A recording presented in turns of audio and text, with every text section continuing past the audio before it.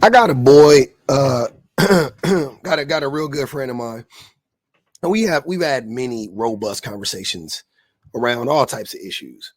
But I remember talking to him about we're both lefties. I'm more left than him, but like we're both lefties, right? And for you guys don't know, I'm talking about like I'm a fucking communist, right? I believe in the tenets of communism. It's like I believe in the tenets of feminism. I think that these are the antidotes to the problems that plague us, that ail us today, right? So capitalism is a problem, communism is the solution. You know, patriarchy is the problem, feminism is the solution, so on and so forth, right? Okay. So anyways, we've had many discussions about many things. But one of the most interesting discussions that I've had with this friend of mine over the years, and what ultimately has led me to the place that I'm at now, so I got to shout him out for that.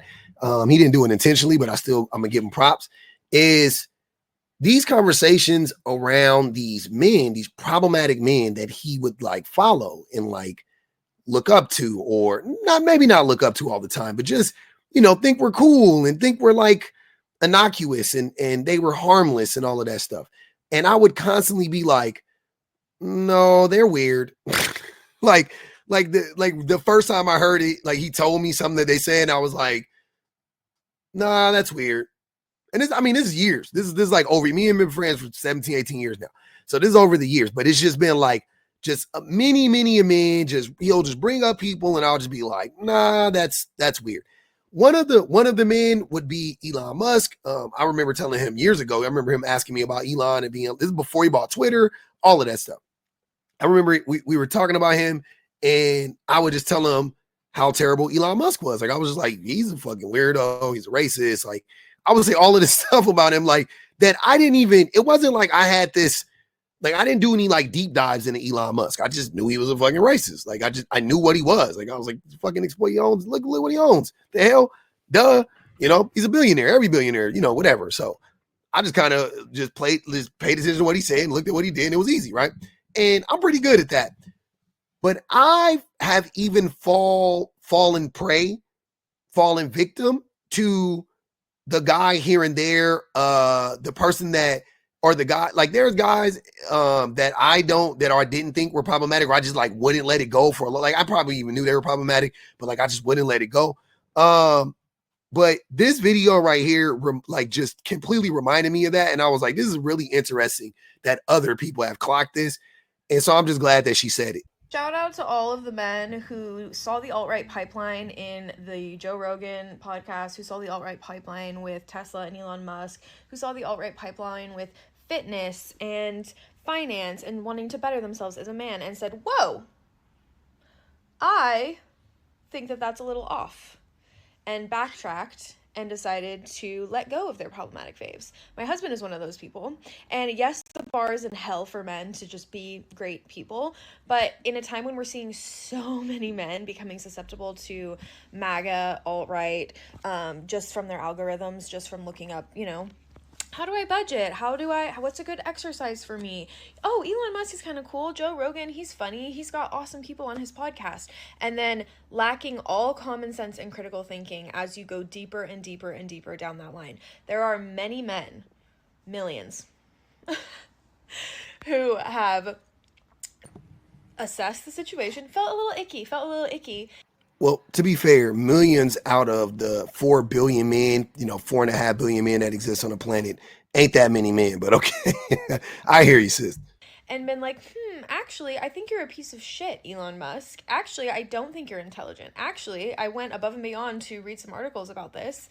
And Joe Rogan is just spreading transphobic misinformation left and right and packaging it with funny jokes. Yeah. So some of my faves that I had to turn my back on.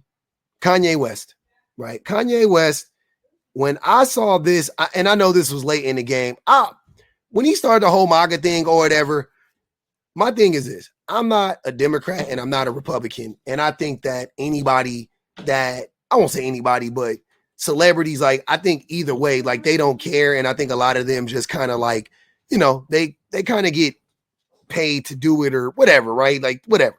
I don't really care. The things that Kanye was saying, I was like, there's a bunch of celebrities that are bunch of black celebrities that are friends with Trump and were friends with Trump. Snoop was one of them, and all of a sudden now they're like, fuck Trump, and I'm like, you guys, Tupac knew Trump was an asshole 30 years ago. Like we knew Trump was I've been knew Trump was an asshole. You know what I'm saying? Like it wasn't like I just stopped liking Trump right now. I didn't like Trump. So anybody that like just recently stopped liking Trump, I'm not like, I wasn't oh, well, it makes sense that they would stop liking him now. I was like, you tardy to the party. But Ye, for an example, when he did the whole Trump thing, I was like, he's weird, blah, blah, blah, blah. But what really, like, I was just like, it's done. I was like, it's over. Just solidified it for me was when I saw this shit. I was 19 years old. Like I had just left home. And all of a sudden I got a call one day and it's like, hey, like Kanye wants you to come to the studio. And we walk in and it's Kanye and it's Diddy. Immediately I was like, there's something not right. Kanye and Diddy are already drunk, but probably something else. And they start coming towards me and they're like, don't you want to take your clothes off? And they're like, come on, like it's just us. Like let's just like see like how you look. So they start trying, like they're like pawing at me. I'm like, you guys stop, like stop. And they're getting to the point where they have like ripped my shirt off. And like I'm like almost fully exposed at this point. And I reached behind my back, I pulled the door and I slipped out, grabbing my clothes. Like when I saw that, I was like, all right. Like the other stuff is like all political leanings and blah, blah, blah, blah. You know what I mean? Like whatever. But yeah, great. I'm out. I pulled it. I pulled the plug on it. Another one would be Dave Chappelle. I had to leave Dave Chappelle back in 2022.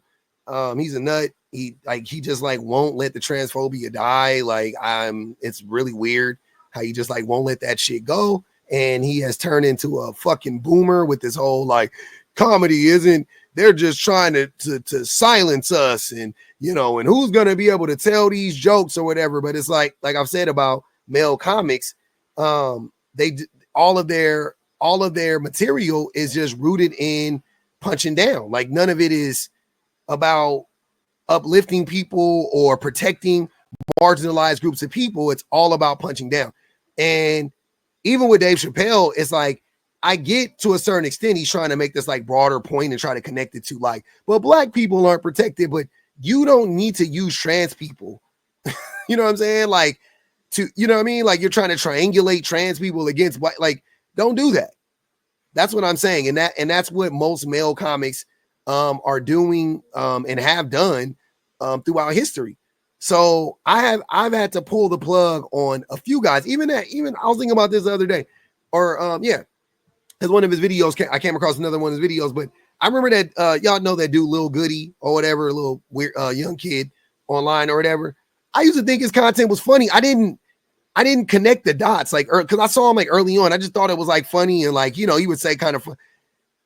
Yeah, I started like really listening to what he was saying, and I think I caught him live a few times. I was just like, oh, this dude's like a raging misogynist.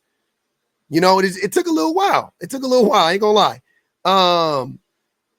Yeah, but people like Kevin Samuels, people like Joe Rogan, people like Elon Musk, things of that nature. I clocked their shit a mile away, right? I just never liked them, so I was able to clock it. So happens to everybody.